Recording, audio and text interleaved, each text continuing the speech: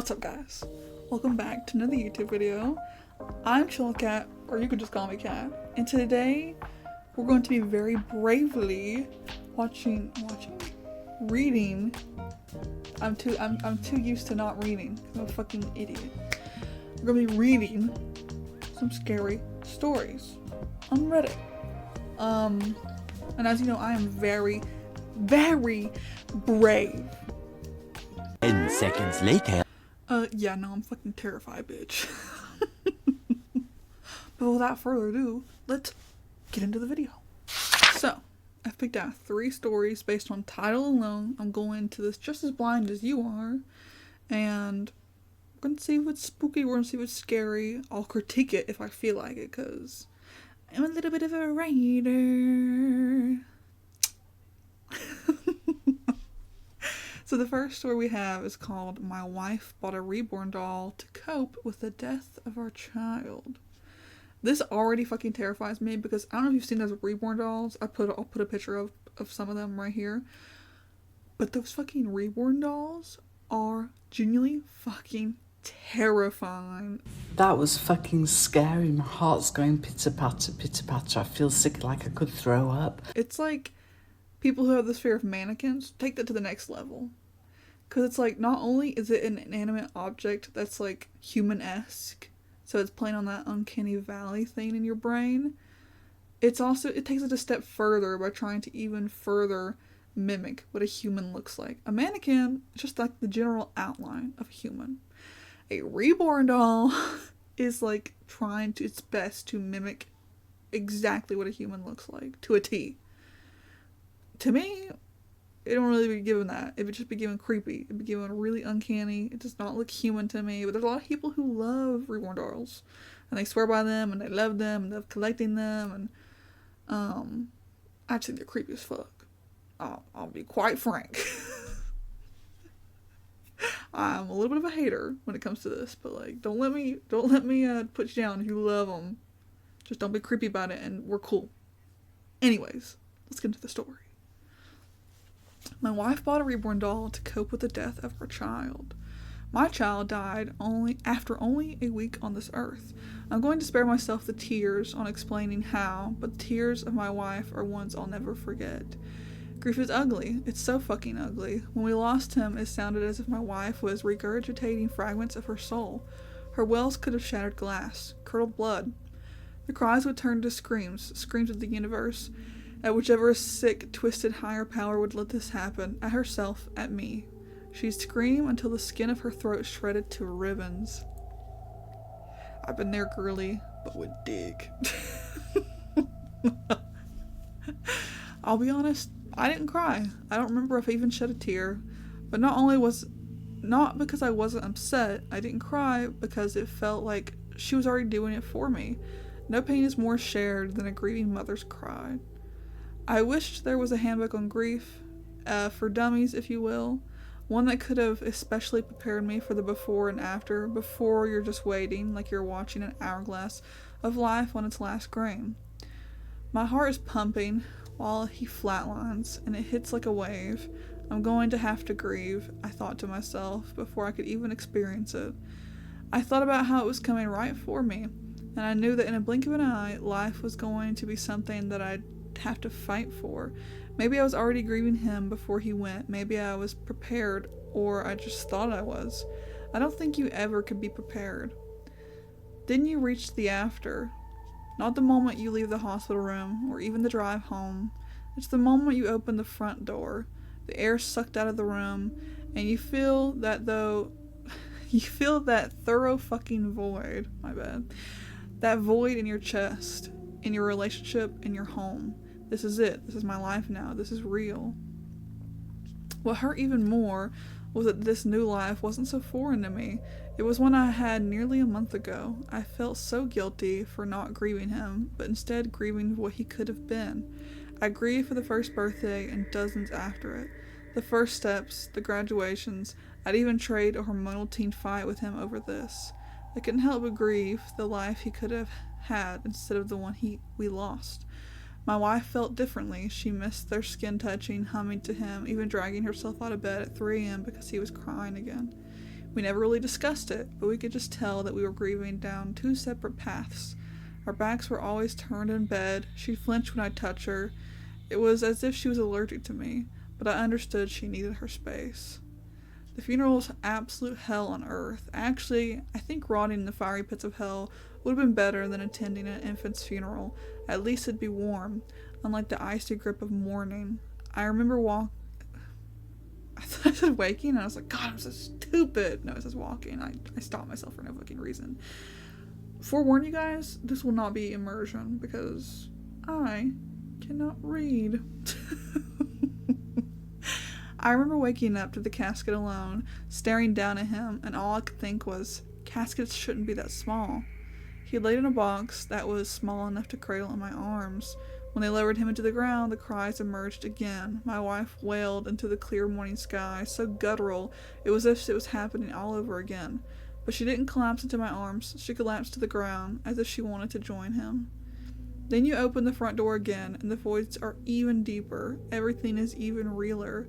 We packed up our child's nursery and his furniture into boxes, then fought about whether or not to throw it all out. She said she wanted them in the attic.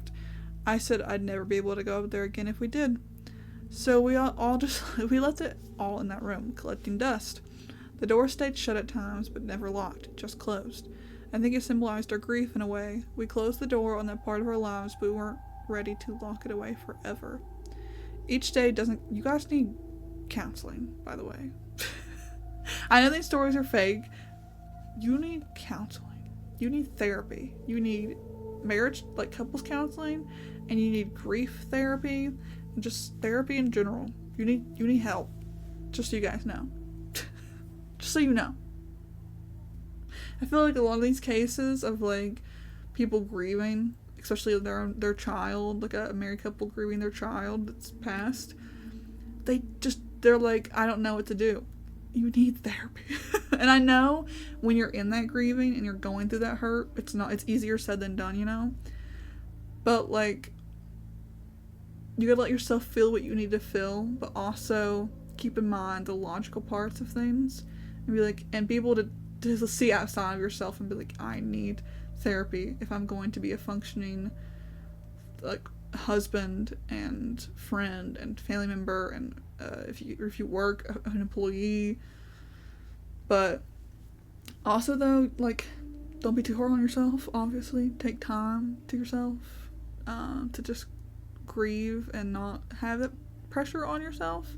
You shouldn't have to like go immediately into something that you know would make your mental state worse, even if it would be good for you in the long run. But eventually you need to work to therapy. Okay.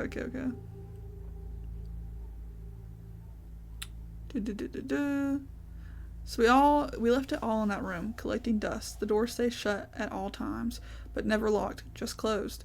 I think it symbolized our grief in a way. We closed the door on that part of our lives, but we weren't ready to lock it away forever.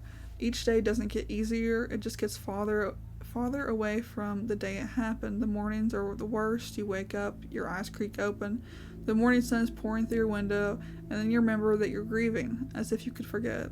Little things begin to tick us off. One of us would forget to do the dishes, and it'd end up with someone sleeping on the couch or taking a long midnight drive. We tried couples therapy, but we needed so much more therapy than that. It wasn't even about us, it was about him. The wedge was him. I was at my wit's end. Oh, did they mention therapy? And I just glossed right over there. We tried couples therapy.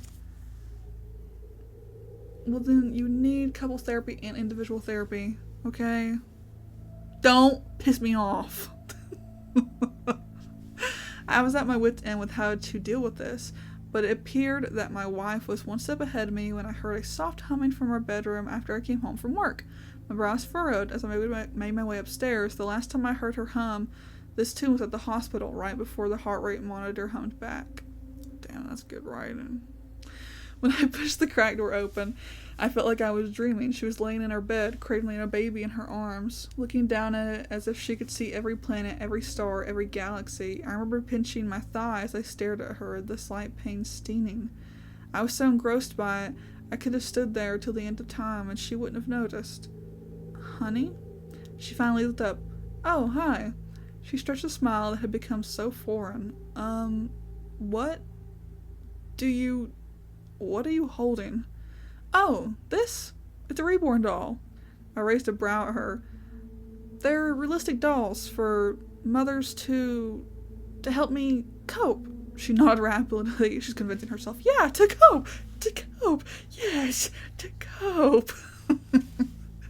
She nodded rapidly, her smile weakening. It was as if I had disrupted the fantasy just by asking. Oh. I couldn't help but stare at it and stare at her because of the way she'd stare at it. It was as if she was holding her own flesh and blood and not plastic. Has it helped? I've only had it for a few hours now, but it's comforting. It rubbed me the wrong way at first, but if nothing else was working, I was glad this would. Do you want to hold him? Girl. No, I don't want to fucking hold him. Ugh, okay. I don't like those things. Suddenly I felt at a crossroads. I didn't know if I could hold a doll and give her a reaction she wanted. I can't look at it like it's my son, but I knew that this wasn't just about me, so I hesitantly walked over and stretched my arms out. I mean, good for him for at least trying, I guess. I don't know. I couldn't have done that. I'd be like, fuck no. I'm calling your parents someone to talk to you. Okay. I hesitantly walked over and stretched my arms out. A slight chill ran down my spine as its cold skin was placed onto my palms. I pulled it close and cradled it, staring down at it, and suddenly I crumbled into tears. It felt too fucking real. I dropped to my knees as it laid in my shaking arms, my scrunched face already wet. I knew it wasn't my son, but I realized how much I missed this, not just the moments we lost. My wife patiently waited as I wailed with my head hung. I let out cries I never knew I could, my voice cracking with each ugly sob. After that day, I noticed things getting better. It didn't fill the voids, but something else stood inside of them for a while, just to keep them dormant. Whenever she had one of those days where standing on her own 2 feet didn't feel worth it, she'd hold it, hum to it, sometimes pretend she'd pretend to breastfeed it.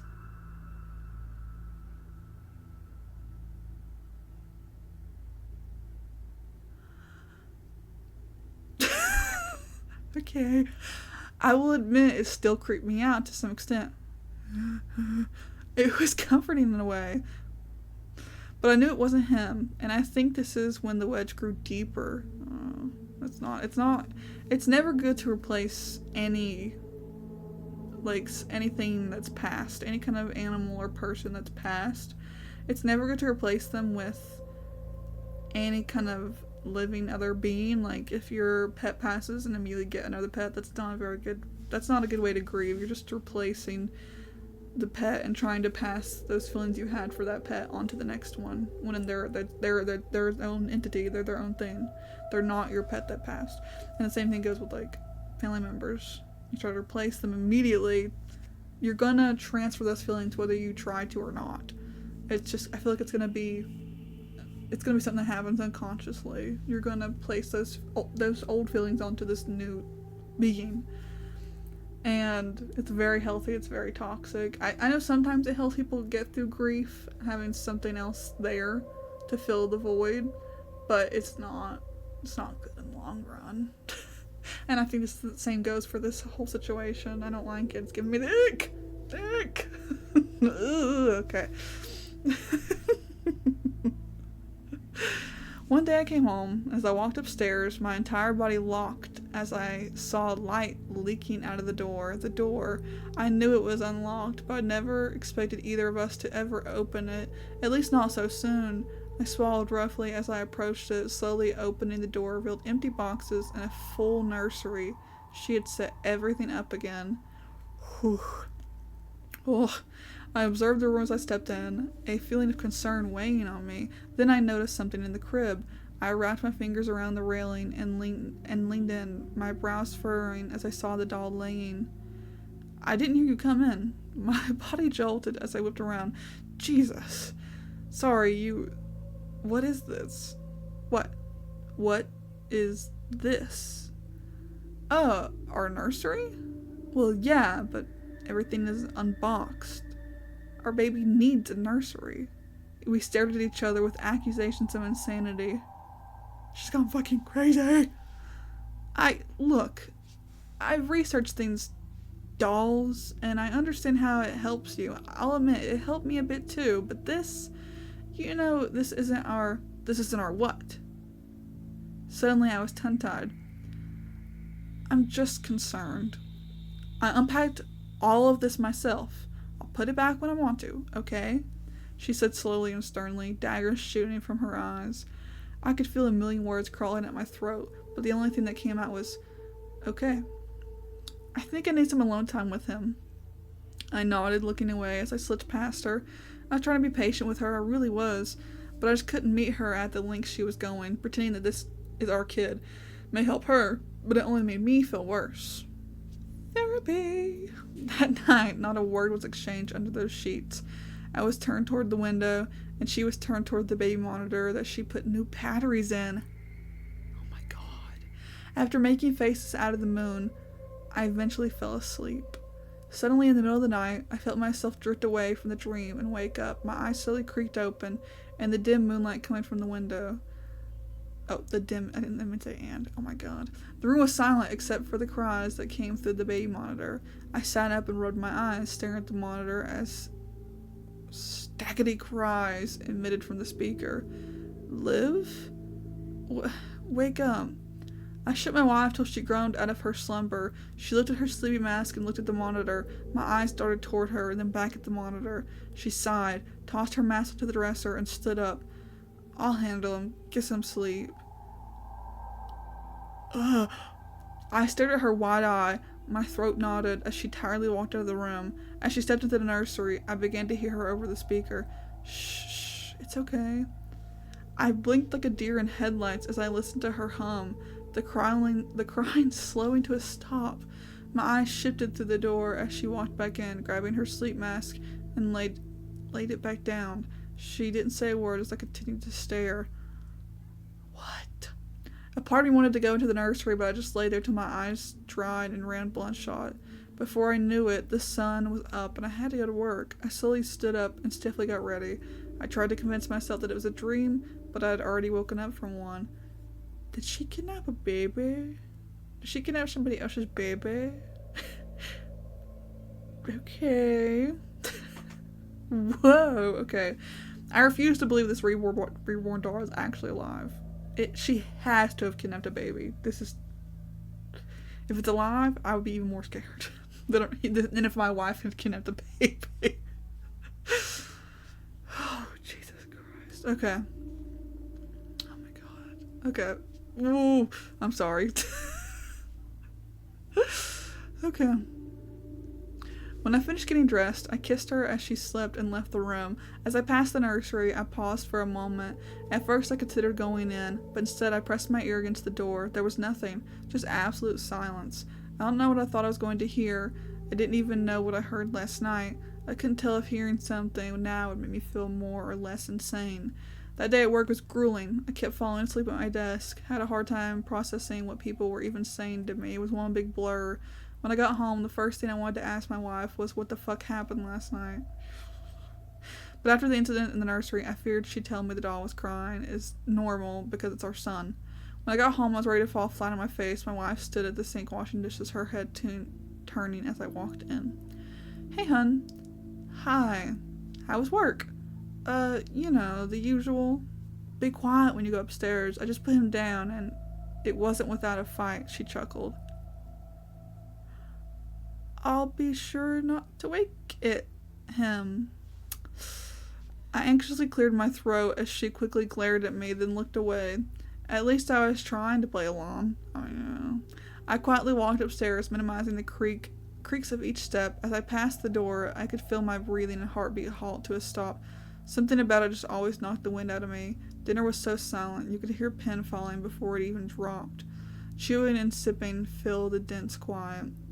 I was thinking of taking him to a Mommy and Me class.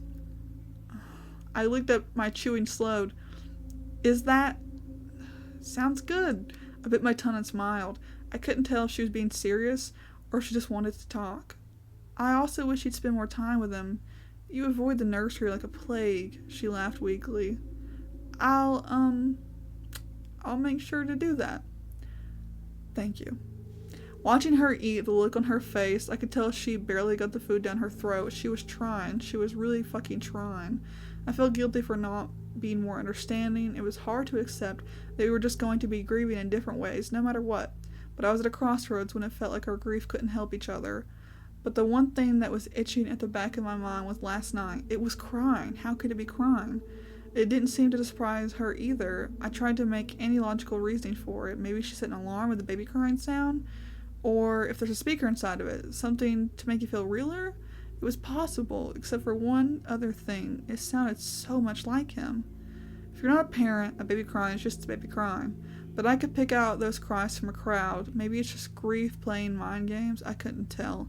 Later that night, after brushing my teeth, I was walking to our bedroom when I noticed my wife in the nursery. She was slowly rocking back and forth in the rocking chair, humming to it. Hey, I finally got him to sleep, she said after noticing me hovering in the doorway. That's good. Come say goodnight. I stared for a moment before forcing myself to enter the room.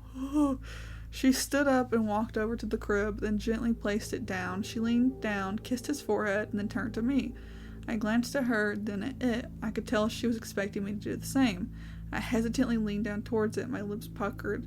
Suddenly, as I got closer, a pungent smell entered my nostrils. I tried to ignore it, but as I recoiled, I got closer, the foul stench growing stronger. My wife glared at me in horror as I gagged, clasping my hand to my mouth. Is this their fucking dead baby?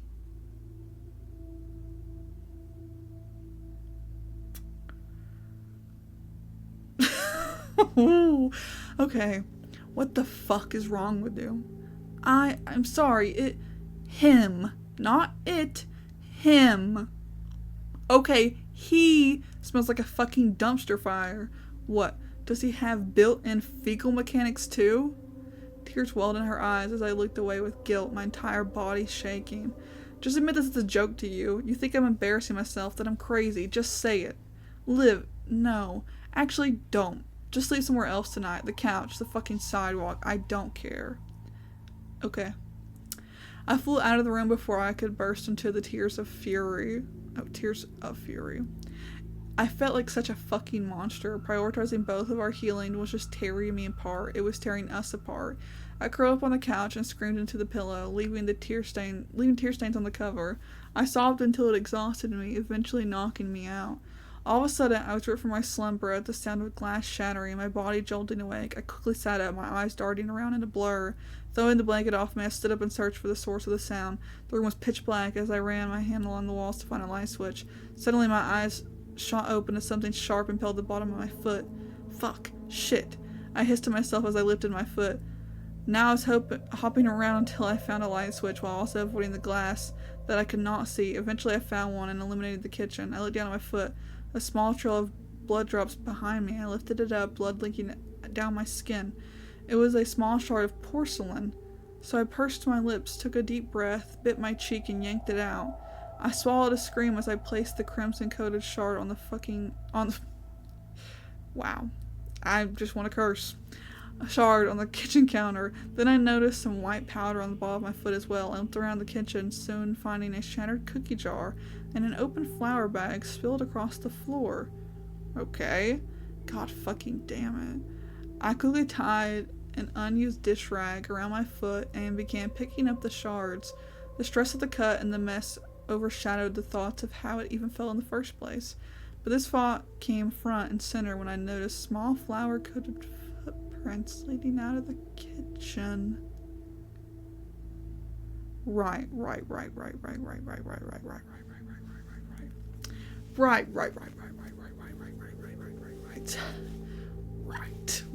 Yeah, right. That makes perfect sense, actually. Right. Yeah. Yeah, right. Okay. I slowly placed the last shard in the trash as my eyes stared under furrowed brows. I limped over and kneeled down, observing them closely. They looked like...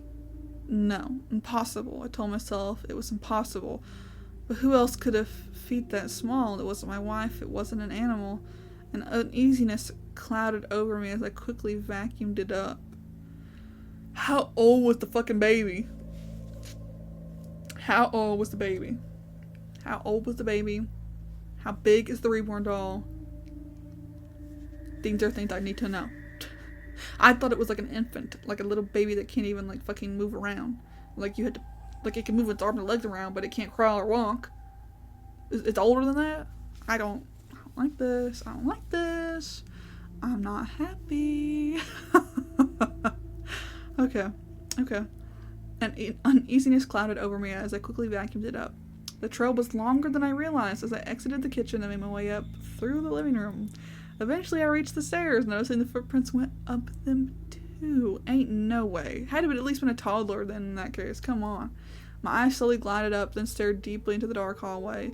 I was able to at least try and logically explain the crying the other night, but I couldn't make anything of this.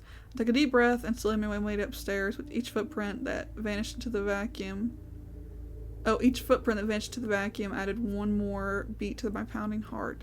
When I reached the top step, I realized the trail led even further. I continued to follow it, taking the curve it took that ended at a door. That door. I slowly stood up, my heavy, shaking breaths hitting the wood, but I couldn't bring myself to go in. I just wanted to cry, feeling like I was being haunted by my own grief. I could have been staying there for a minute or an hour. Either way, it felt like forever before I finally stepped away and entered the bathroom. I held back tears as I made sure there wasn't any glass left in my foot, then properly bandaged it. With everything that had happened and was happening, all I could think of was, why us? Why me? I just wanted to be a husband, a father, a family.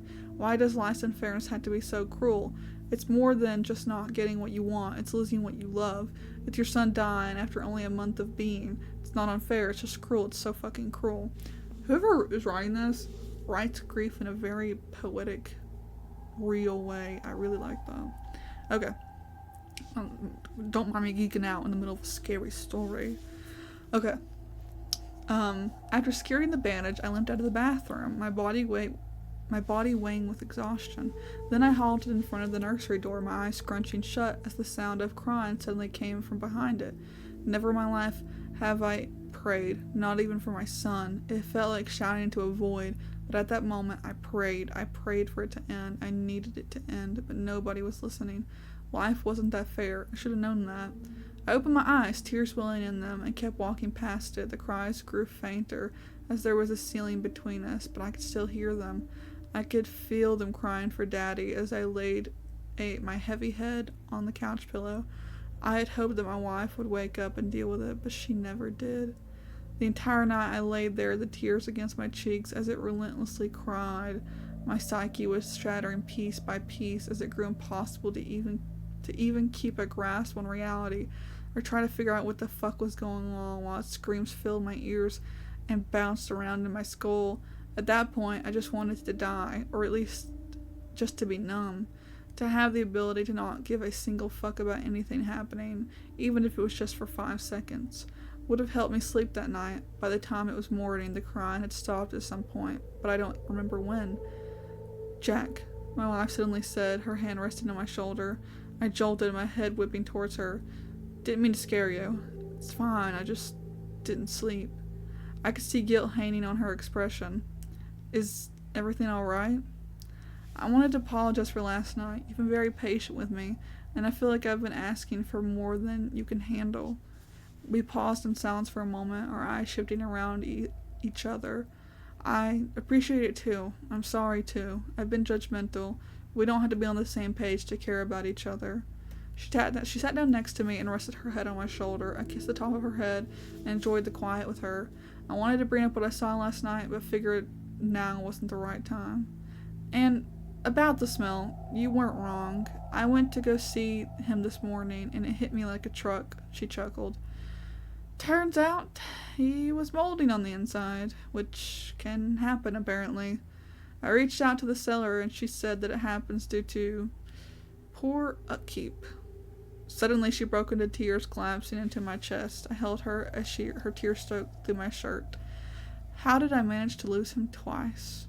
My heart shattered. It's okay. It's okay. You can always get a new one. No, I can't. I looked into her eyes with deep concern. Olivia, can we speak honestly for a moment with no hard feelings? She slowly nodded.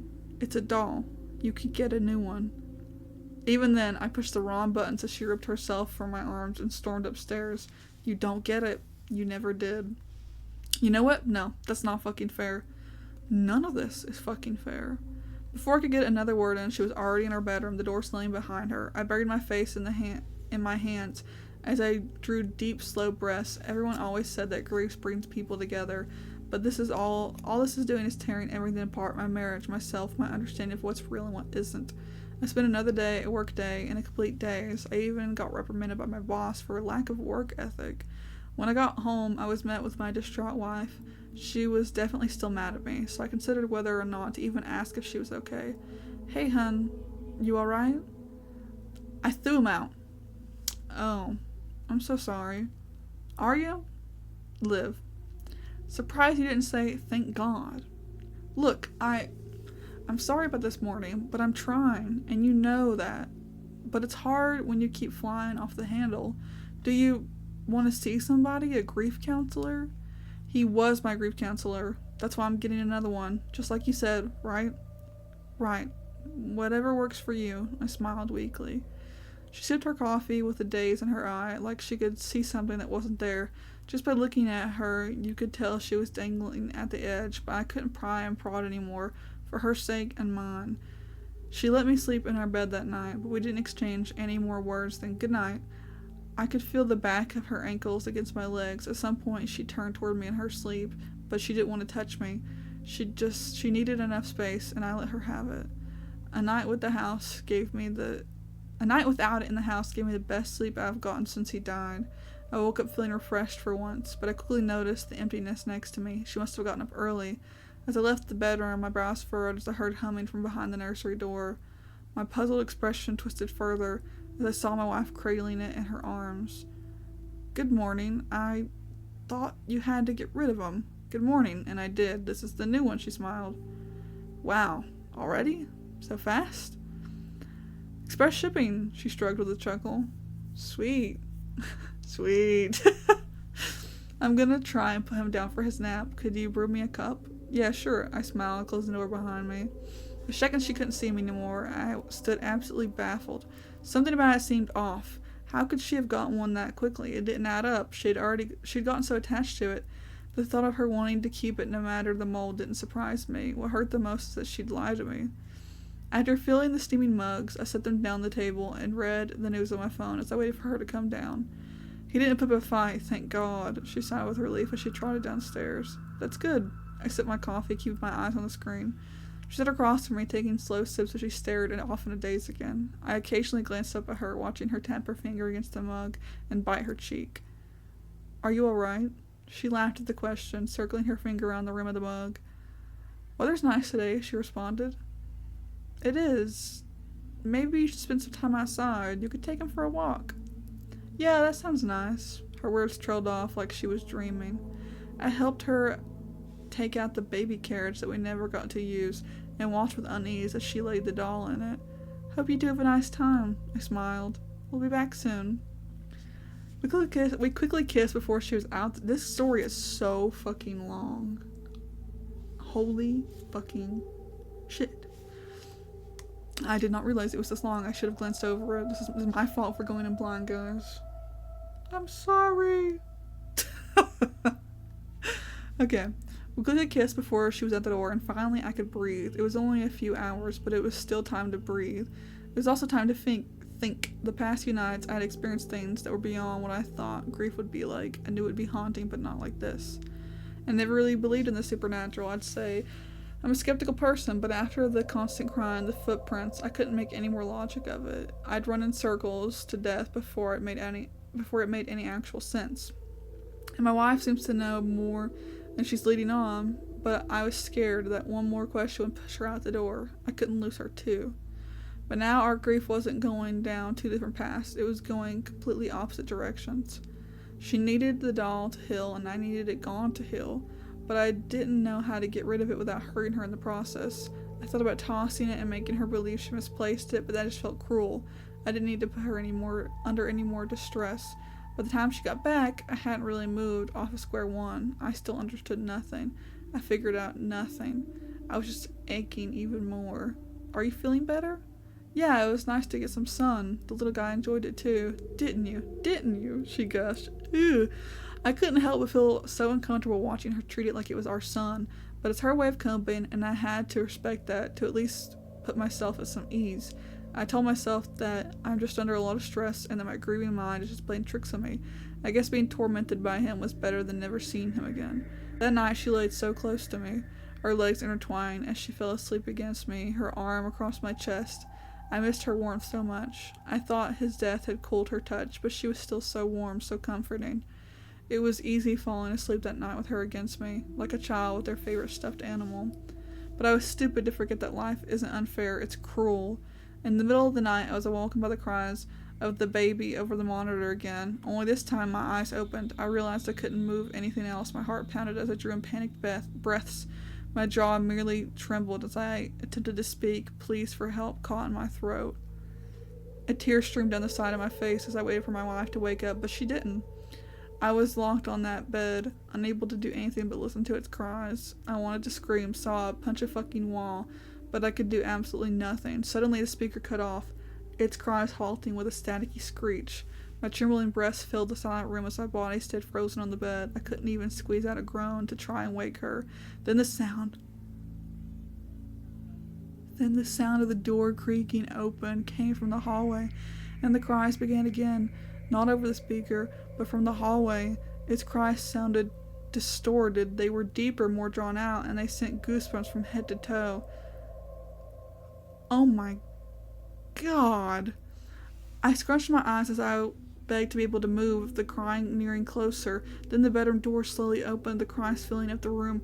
I looked over at my wife, who was still somehow asleep. I wondered if this was even happening outside my own head. Holy shit.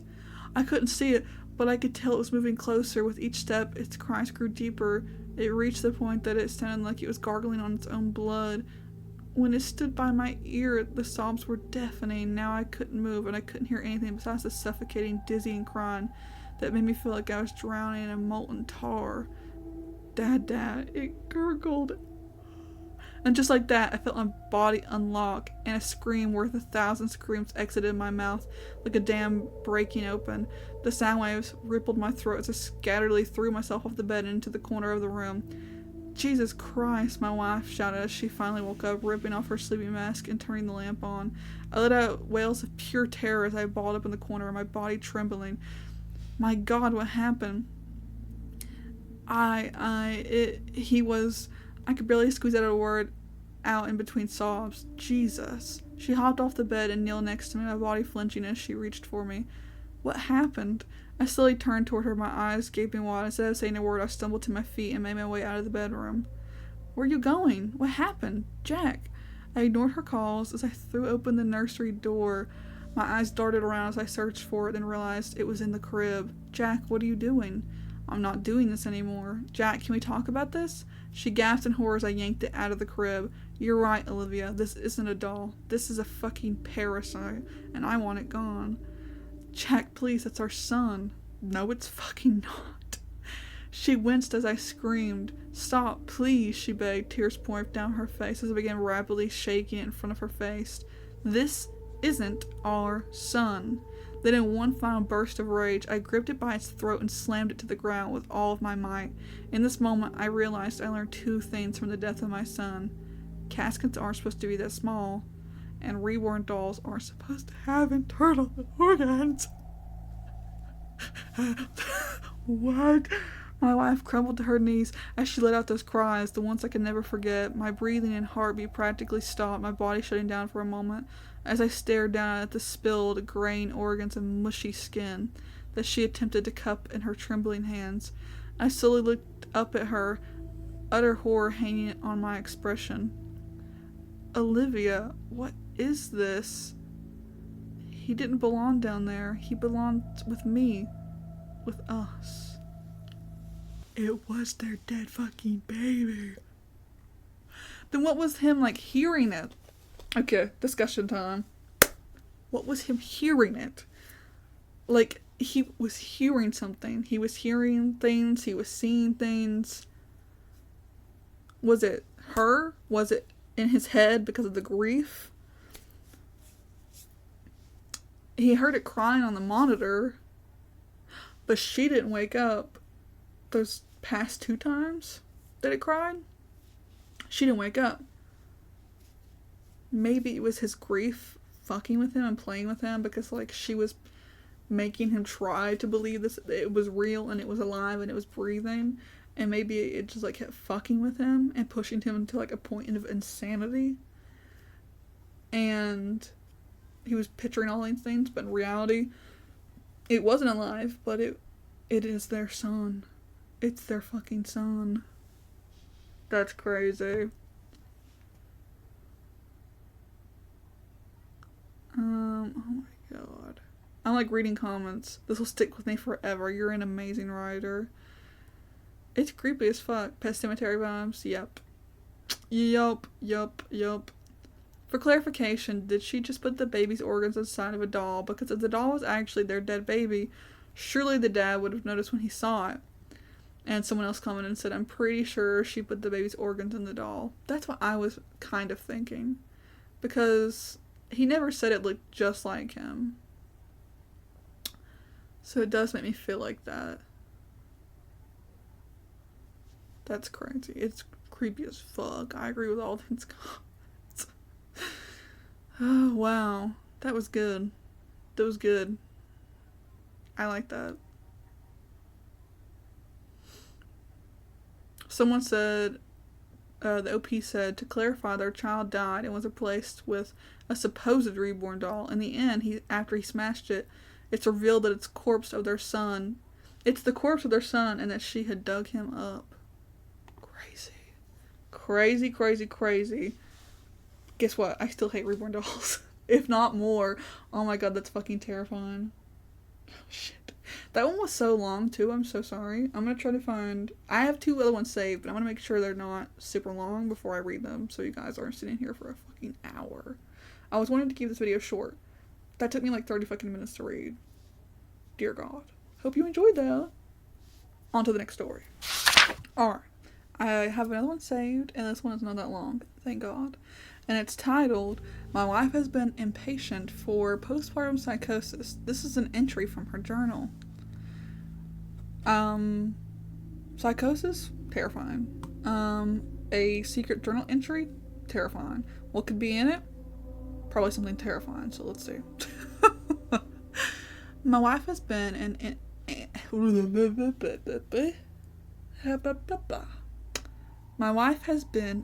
inpatient unit for a few weeks now. It breaks my heart, but we can't currently have her at home. I've been juggling 0 patient paternity leave, taking care of the baby, taking care of her, and just trying to survive the hard time for my family. I wanted to share her journal entry that staff shared with me in hopes that it may help another family recognize the signs and, more importantly, the risk sooner than I did. Okay. February 6th, 2024. Not that long ago, damn. I'm a new mom, but I don't know where my baby is. I hear phantom crying at all times of the day and all hours of the night while I lay in a strange bed in this cold and sterile room, unable to sleep. That shrill, incessant, terrible noise constantly claws at my eardrums. I feel the blood seeping slowly out of my ears, and these people keep telling me there's no blood there, but I know they're lying. They're lying directly to my face. They don't care about me. They want to see me suffer. There's no baby to soothe. It's just me here, and my kidnappers who come in sometimes. I want to clamp my hands over my ears as tight as they will go until I can both hear and feel my own heartbeat. But I know nothing can block out the crying. I couldn't cover my ears anyways because they have me chained up. The people who took me are not kind. They are bad people. They poke and prod me. They leave me here laying in my own filth. They come and clean my bed just to leave me once again, ignoring my cries and my pleading to please, for the love of God, let me out. Once in a while, they let me out of my shackles. They chain me back down. When I fight back, I manage to get a chunk of the hair off of one of them. Oh my God. I didn't see that one again. She was crying when I ripped the stupid hairs from her skull, but why was she crying? She's the one who took me away from my baby. unrelated, but my mom is a CNA, and she works with a lot of different types of patients. And the ones that have like dementia or Alzheimer's or whatever, they're terrifying. They're fucking terrifying. I feel like a common misconception is by the time someone gets Alzheimer's or dementia or whatever, that they are old and frail and can just barely get around and have a hard time doing anything, which that can be the case for some people, but some people are still super strong and super capable. It's just their mind that's failing them. And mom, my say mom like she's your guys' mom. My mom has like seen some terrifying things go down and has almost been hurt. Well, she's been hurt before, but like almost been hurt very extremely. And it's terrifying. I could never do that job. I could never. And they get paid barely anything, and I think that's crazy. Side rant. Okay. I don't remember when I got here. I can't fathom how they managed to take me. I don't remember my baby's face. I remember my husband, and I hate him. That son of a bitch just stood there and watched as they carted me away while I was screaming and thrashing, attempting to break free. I remember pretty lights as they threw me in the back of their van. The van is where the torture started. They shoved needles into my arms and injected me with things. I blacked out, and when I came to, I was chained to the bed in this unfamiliar room. I spent what felt like days, weeks, months awake, staring at the disgusting brown patch on the ceiling, being driven crazy by the drip, drip, drip of the broken faucet in the corner, and the never-ending sound of an inconsolable baby. I just wanted to find that stupid kid and shut it up once and for all. Wow. I couldn't listen to another second of that unending crying anymore. I know they're watching me. I can see the cameras they have all around me. I think they're experimenting on me because whenever they come in, they inject me with unknown liquids that make me feel funny. That make me feel enraged. That make me lose time, lose memories of what it is they're doing to me. There are other victims here. Sometimes they make us see each other. Some of the others are more calm than I am. They must be the ones who have been here the longest. They're even nice to our assailants. They chat with them and laugh with them, and I don't understand it. Why would you be friendly to these people? We should be working together to find a way out. I decided they must be pretending, so I decided to pretend too. They must be onto something because when I played nice, they're more lenient. Today, they let me have some paper and a pencil, but a dull one. Probably anticipating that I may have shoved it into one of their jugulars at the first opportunity. Not only are they bad people, but they're idiots too. They kidnapped me and thought I wouldn't use this opportunity to tell people the atrocities I'm suffering at their hands. They thought I just continued to sit back and take it and tell no one. I called my husband yesterday to tell him how much I hate him. He told me they're just helping me. What an awful man. They're not helping me. He won't help. I wonder if he ever loved me. I seriously doubt it. I'd never let something like this happen to someone I love. He keeps telling me I might hurt my baby, but I would never do that. I don't know where I am. I'm so scared that I will never get out and need to continue enduring this unrelenting torture. I have no hope of getting out. The windows are bolted shut and there's bars on them, further cementing that this is a prison sentence. This must be a professional criminal organization. They have me. Someone please save me. I just want to see my baby. I need to know he's alright. Damn.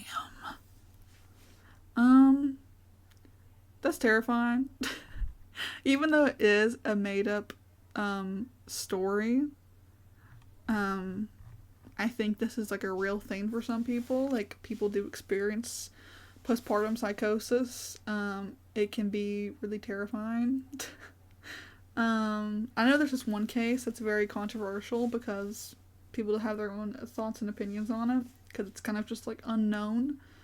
But there was this woman who microwaved her baby, and she was prone to seizures apparently.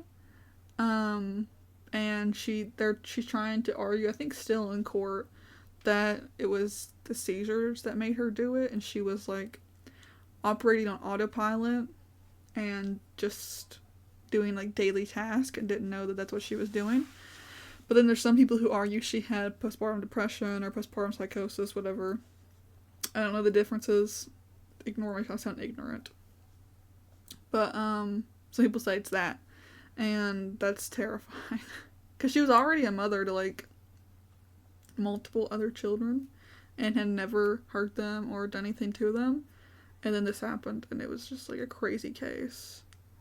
I know there's thousands of other cases of postpartum depression, postpartum psychosis, or whatever. It's a real thing. It needs to be taken very seriously. But this seems a little exaggerated to be real. Like, I don't think it could be real. It seems a little exaggerated, but still creepy, and still bringing awareness to something that needs to be made aware of. What are your guys' opinions on this? What's your opinion on this kind of thing? Like, I don't know. I think people like this do need help, and it's sad that they have to just be, like, taken away and put in a facility, but, like, they are a danger to other people and their baby, and it's really sad. I don't know. Anyways, next story. I knew something felt off about one of my childhood friends. Me too. They're weird. Anyways, I knew something felt off about one of my childhood friends. When I think back to my childhood, my memories are a mixture of the innocent and the eerie. Growing up in a small town where everyone knew each other, my friends and I spent our days exploring the woods and fields that surrounded our neighborhood.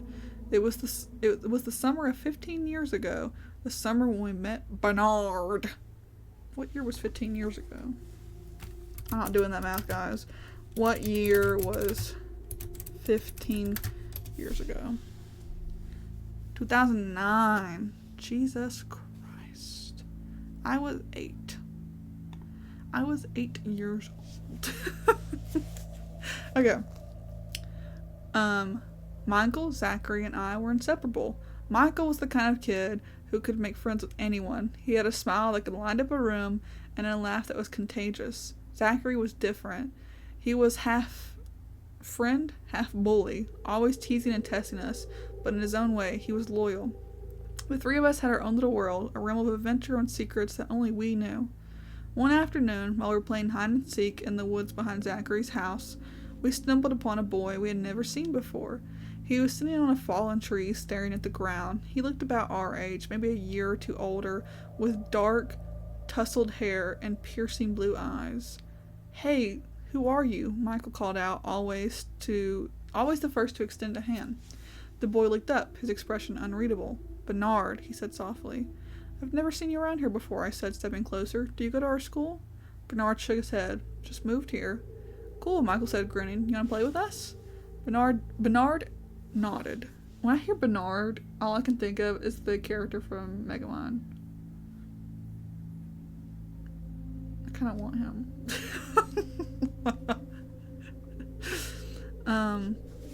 Bernard nodded, a smile tugging at his lips. We welcomed him to our group, and for the rest of the day we ran through the woods, playing games and climbing trees. Bernard was quiet, almost shy, but there was something about him that intrigued us. He moved with a strange grace, his eyes always watchful, as if he was constantly on guard. Zachary, true to form, tested Bernard's boundaries. He teased him, called him names, but Bernard never reacted the way Zachary expected. He would simply stare at Zachary, his expression calm and composed, until Zachary would eventually give up and move on.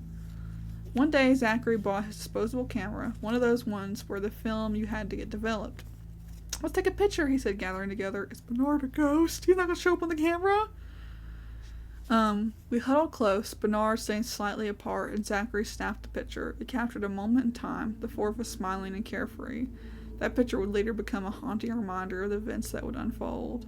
As the summer wore on, Bernard's presence became a regular part of our days. He never spoke much about his family or where he lived, and whenever we asked, he would change the subject. We didn't mind. We were just happy to have another friend. Then one day, Bernard didn't show up. We waited in our usual spots in the woods, but he never came. The next day was the same, and the day after that. Weeks turned into months, and we never saw Bernard again. We assumed that he had moved away, as mysteriously as he had arrived. Life went on, the years passed, and our childhood adventures became more distant memories. I joined the police force, driven by a desire to protect and serve. It was a job that required me to face the darkest aspects of humanity, but it also gave me a sense of purpose. One rainy afternoon, while cleaning out my attic, I stumbled upon a box of old photos. Among them was the picture Zachary had taken that summer. I stared at it, a flood of memories washing over me. There we were, Michael, Zachary, and Bernard, and me, captured in a moment of joy. Oh, so he's in the picture, okay. A strange feeling settled in my gut. Bernard's face seemed to stare back at me, his eyes more intense than I remembered. I took the photo to work the next day, unable to shake the feeling that something was off. I showed it to a colleague who specialized in cold cases. Hey, look at this, I said, handing him to the photo. Do you recognize this kid? He examined it closely, his brow furrowing. Give me a second. He walked over to the desk and began sifting through the files. After a few minutes, he pulled out a faded document and compared it to the photo. This is Bernard, he said, in a voice hushed. Bernard Thompson. He went missing almost 30 years ago. It's one of our oldest cold cases. A chill ran down my spine. How could Bernard have been missing for 30 years when we only met him 15 years ago? It didn't make much sense. Driven by a hunch, I decided to investigate further. I returned to the woods where we used to play, the place where we had first met Bernard. The trees had grown thicker, the paths more overgrown, but it was the same place. I walked deeper into the woods, my mind racing with possibilities. As I reached a small clearing, I noticed something half buried in the underbrush. It was a piece of fabric, tattered and weathered by time. I knelt down, my heart pounding and began to dig. The earth was damp and heavy, but I kept at it, my hands trembling with a mixture of fear and determination. Then I saw it, a skeletal hand, fingers curled as if reaching for something. I unearthed the rest of the remains, my breath catching in my throat. There in a shallow grave lay the skeletal remains of a child, long forgotten and alone. I called for backup, my mind numb with shock, as we waited with the forensic team to arrive. I couldn't shake the feeling that Bernard was still watching me, his piercing blue eyes following my every move. The investigation confirmed what I already knew. The remains belonged to Bernard Thompson, a boy who had gone missing nearly 30 years ago, but the mystery of how he appeared to us 15 years ago remained unsolved. I often think back to that summer, to the strange quiet boy who appeared out of nowhere, and then vanished just as suddenly. Bernard's ghost, or whatever he had been, left an incredible mark on our lives. Michael and Zachary, when I told them what I discovered, were as bewildered as I was. We may never know the full truth of what happened, but I can't help but feel that Bernard was trying to tell us something. Perhaps his restless spirit sought companionship, a way to reach out and be remembered. Or maybe there are things in this world that we simply cannot understand, forces beyond our comprehension that shape our destinies. Whatever the case, I know the one thing for certain. Some mysteries are meant to remain unsolved, lingering in the shadows of our past, forever haunting our memories. It's pretty good. Pretty good. I would say that should have been solved. I'm glad you solved it. What do you mean it should have remained unsolved? I'm glad it was solved. I'm glad. Lay him to rest. Well, chat. That was the end of our spooky tales. Did you find them frightening? Or maybe a little bit silly? Thank you guys so much for watching. If you enjoyed today's video, leave a little like, leave a little comment, and as always, I appreciate y'all. I appreciate y'all for watching. I appreciate y'all for tuning in, and stay fucking weird. Bye.